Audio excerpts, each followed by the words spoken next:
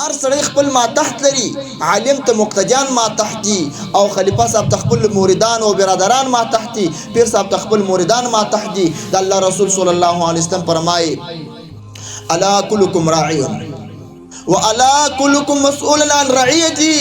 خبردار اوسه تاسې هر یو مسئول یاست، چوپانان یاست، او ستاسو د چوپاندارۍ پوښتنه به درڅه کېږي.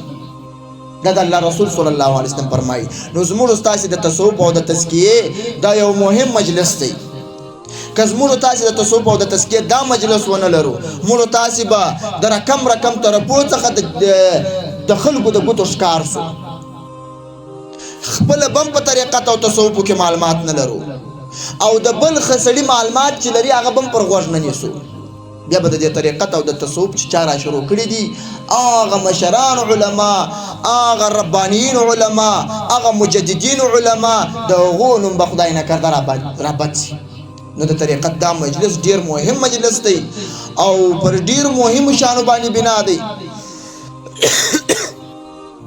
علامه ابن جوزی مدارج سالکین کې لیکلي دي عاجزی تقسیم یې کړی دی. د عاجزی بیان ته نظم هغه بیا خصوصي بیان باندې لرو، خالی دا تقسیم یې کړی. وایي زموږ خلک داسې جوړ شوي دي، د کم چا سره چې محبت لري هغه که ښه خبره ورته وکړه که بده خبره وکړه دی مني، د کم چا سره چې بغض لري هغه که ښه خبره وکړه که بده خبره وکړه نه مني. او حق دا نه دی، د رسول الله صلی الله علیه وسلم مزاج دا نه و. حق او اخلاق او عاجزی دا ده چې حق د هر چا د طرفه درته راغی بس امنا وسلمنا. الحق احق باتباعه، حق و حقدار په اتباع دي چې تابعداري وسی. نو مهم مجلسونه د تصوف او د طریقات دا د دوشنبه مجلسونه دي. ټول برازي شپ مینا برازي، کوشش وکوي تر خپل واسه پري. داسې نشي کېدلی چې د طریقت او د تصوف مجلس ته جوړي او په آن واحده کې د ټول افعال په ځان کې راولي، خو په قرار باندې ته کولای شي چې د اولیاء او ټول اخلاق په ځان کې راولي.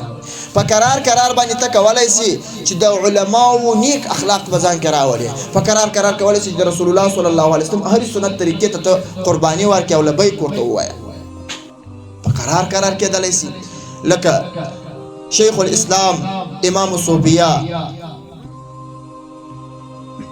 امام شعرانی رحمه الله انوار القدسیه کې لیکي، هغه فرمایي چې ما دا دومره کمالات چې د دې امام صوفیه بلل کېږي دا په دې طریقه نه دي حاصل کړي چې بس زه یو پله پیر ته ولاړم په یو پله باندې دا ټول کمالات په ځان کې راوستل.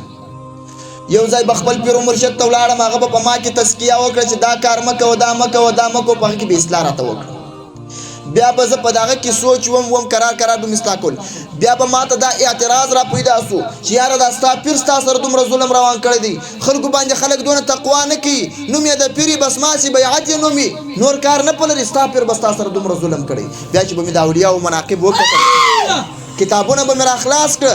یو ولی الله به دا ویلي و چې په ما په 15 کاله باندې دا کار په ځان کې راوستی، ما په 3 کاله باندې سخاوت په ځان کې راوستی، ما په 15 کاله باندې د رسول الله صلی الله علیه وسلم اصلي محبت په زړه کې راوستی. بیا به راته قناعت حاصل شو.